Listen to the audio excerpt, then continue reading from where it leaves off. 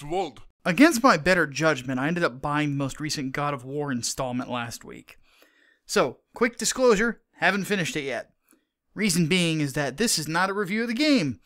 I'd have to either be a complete and total jerk or an IGN employee, not that there's much of a difference, to not finish a game and review the thing as well. That'd be a little too much, even for me. I'm just going to give some impressions and talk about this whole God of War mess and where things are going.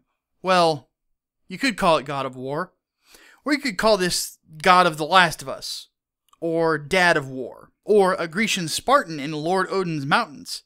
If you don't get that last reference, you're a damn heathen. So, Kratos is back, and things are somewhat different. I'm about 7 hours in, and oddly enough, as a character, I have not played a style to where I'm becoming a cross between Leonidas and a blender at the moment. More like an overprotective father with no communication skills, and I very much don't want anyone to talk to me or my son again. To say this is a change of pace from previous games in this series is an understatement.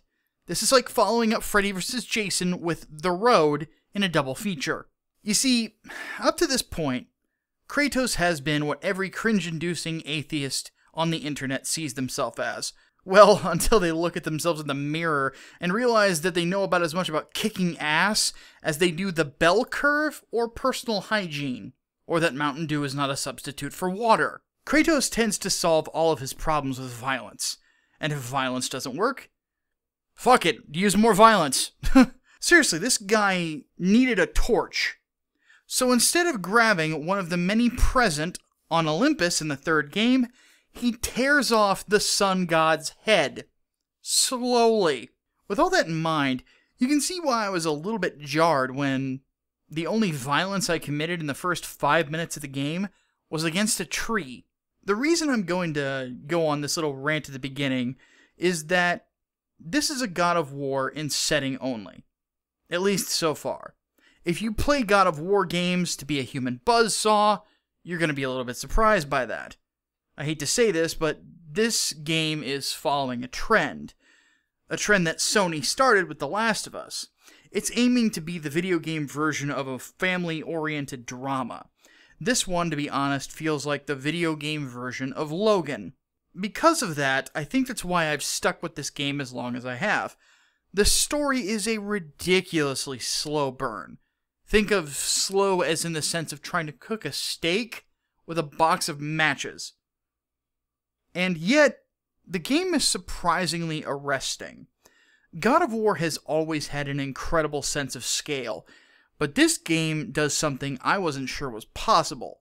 It makes me feel like I'm inside of a Nordic legend. You see, after turning the Greek pantheon into hamburger, Kratos ended up moving up to Scandinavia. From there, he got himself a wife and had himself a kid. Again. Because this sort of thing always works well for Kratos, right? Oddly enough, he didn't kill this wife. At least I don't think. The story begins with Kratos building a funeral pyre for the dead lady, and then going with his son to spread her ashes at the highest point in the Nine Realms. And as always, hijinks ensue. From what I've been told from others, this entire game is literally about spreading those ashes. And all the other stuff that happens is stuff that Kratos didn't ask for. Spoiler warning, by the way, because that's a spoiler, and I'm about to spoil a little bit more.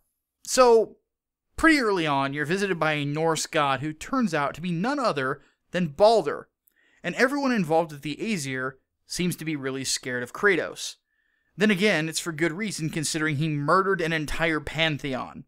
So, instead of Kratos seeking revenge on a bunch of gods for what they did to him, he's now just trying to finish his wife's funeral, and the Norse gods come across like a bunch of paranoid morons. If the first 3 games could be called, I'm gonna kick all of your asses, this one could be called, leave me and my kid alone, or I'm going to kick your ass. Another way to look at it is this. This is what Too Human could have been if Too Human was good. Before I say anything more, I'm gonna roll through some basics. The graphics are great. The voice acting is great. The writing is great. The sound design is great, etc. The technical aspects are solid when it comes to the game, but I will say this. The combat so far is just kind of okay. Though, Using an axe like a boomerang is kind of awesome. Thing is, there's a bit of ludonarrative dissonance here. When I fought Baldur at the beginning of the game, I was cracking apart trees and splitting the earth. Pretty epic stuff, I loved it, it was a great fight. Then, when it comes to fighting the undead, for some reason they're not exploding when I hit them with an axe. This is one problem that the God of War series has had up to this point. Either the mooks that you fight are super tough and it's not established that they are, or the developers didn't put much thought into it. I'm praying it's the former, not the latter. But even with that said, I've enjoyed this most recent game quite a bit just because the plot and setting are incredibly intriguing, plus the boss fights have been a really solid challenge and are a ton of fun. Here's the thing though, it's definitely not for everyone. If you're looking for old school douchebag Kratos or old school tragic Kratos, the young guy is gone. Now we have old man Kratos, who is both an introspective person and very antisocial. He has no communication skills, mostly because he spent his formative years solely communicating via sword through face. He comes across, though, as a man who knows what he did in his past was downright idiotic and evil, which works for me. Notice the parallels again to Logan. I thought God of War 2 and 3 honestly took a tragic character and turned him into an angsty teenage asshole that really wasn't that fun to experience, though the set pieces and the fights were still kind of fun. Thing is though, I'm really big on characterization, so this type of game is up my alley. But if that sort of thing isn't your focus, and if you want that old school style of gameplay, this is not the game for you.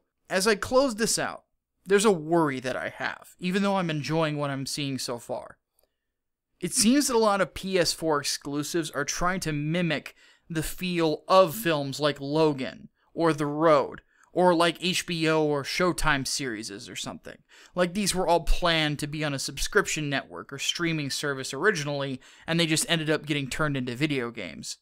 The problem I have with this is that this sort of trend will make games sort of blend into one another. Though I appreciate what this God of War game is trying to do, I don't want this to be the style of the next few games if there are any. I'd like to see the fighting retooled if you're going to go for more of an action way of doing things. Or maybe even take a straight up Shadow of the Colossus style game into account. Just boss fights. The mook fights honestly aren't as invigorating as the bosses, so why not just eliminate them altogether? Have these massive, awesome boss fights where you're cracking the earth with your punches and things like that. That would be freaking cool. Either way, I say mix it up from game to game, unless you're able to write a compelling story for the grumpy Greek that we all know and love. I may report back with some final thoughts when I eventually finish this game, but so far I'm enjoying it. Let me know in the comments below what you think about this change of pace for the God of War series. Where would you like to see it go from here? Also, if you enjoyed this video, don't forget to like it, tell your friends about it, and hit that notification bell so you don't miss the next video or podcast. My name is Micah Curtis. Welcome to my crusade. Deus Vult.